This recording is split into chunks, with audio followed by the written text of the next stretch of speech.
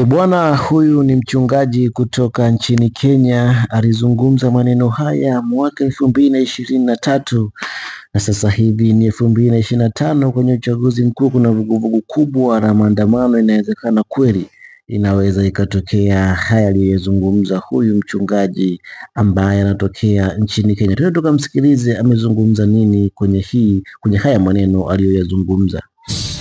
Aliyeokoka atareplace nafasi ya Magufuli, maana Mungu anakwenda kuwapangusa machozi, kwa maana Magufuli aliwawa.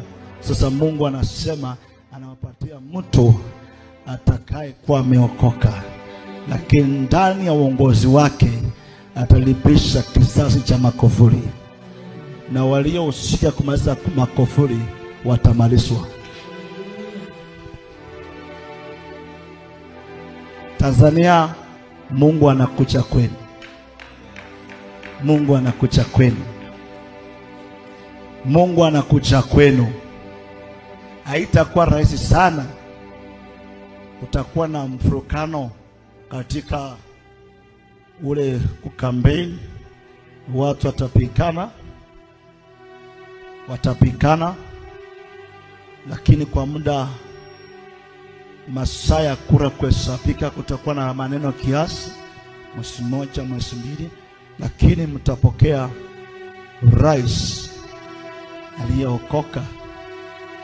Mungu anamleta kwa sababu ya madhabahu yake, kwa sababu ya manabii wa Tanzania. Mungu anakuja kwenu.